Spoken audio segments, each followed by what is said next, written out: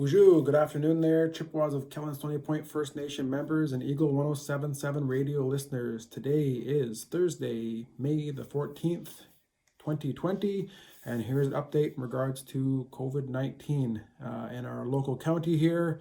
There's currently 212 cases of COVID-19, 147 recoveries, and 17 deaths.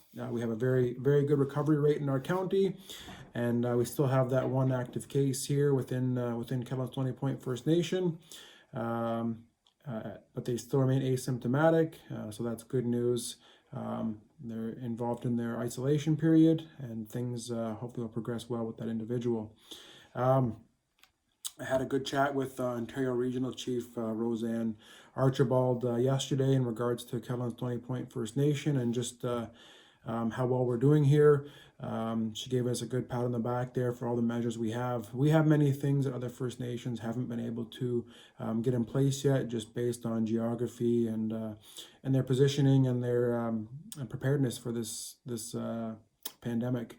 Many people, including Kellan Stony Point, were caught off guard by a pandemic. I mean, it's a new thing, and who would have thought in 100 years we'd have one of these things again? So here we are. But we have things in place. You know, we have our band council resolutions. We have a great police force here with the Anishinaabe Police Services that are here to help us in enforcing our First Nation bylaws and our band council resolutions.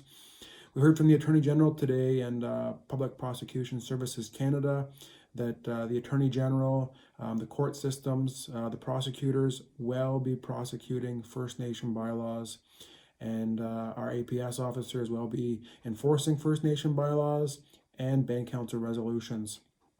So that's a positive step.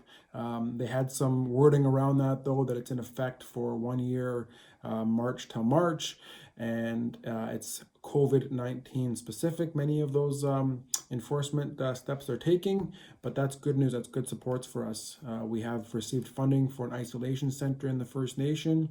Our staff are currently working on getting those resources ordered in so that we can get that operationalized. And of course, we have our testing center. We have a great relationship with our local Lambton Health Board, and we have a number of very good healthcare practitioners close by, and some of the best hospitals in the province are right here with us in London, Sarnia, Strathroy. We have great medical care close by within 40 minutes. It's a real plus for us here in this First Nation and many First Nations in the South. We aren't the only First Nation with our borders open. Many First Nations do have their borders open, and First Nation members are welcome to come and go. But we ask that you take this very seriously and protect yourself.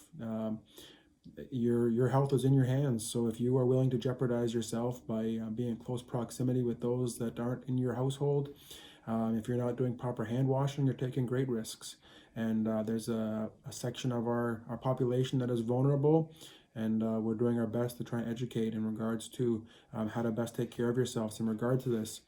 So the one thing the regional chief had said, and our local medical officer of health has relayed to us as well, and our community health center has said to us that the one thing that we need to double down on is masking, is wearing masks. So I'm going to read off a bit of a script here because I don't have it all in my head. I usually don't read from a script, but here we go. So the risks of just talking. It only takes about 1,000 viral particles to cause an infection. This could be 1,000 viral particles released in one breath, or 100 viral particles released in 10 breaths. People can release anywhere from 50 to 5,000 particles alone with just speaking to one another. 200 million viral particles can be released with an infected sneeze. 3,000 viral particles can be released with a cough. So although it is not a requirement, we are strongly recommending that everybody wear a mask when out in public. So that doesn't mean when you're in your car with your spouse or your kids, you need to wear a mask. But when you're out in public, in those places that are sort of unprotected, so to speak, even though measures are in place, you don't know. You may have the virus.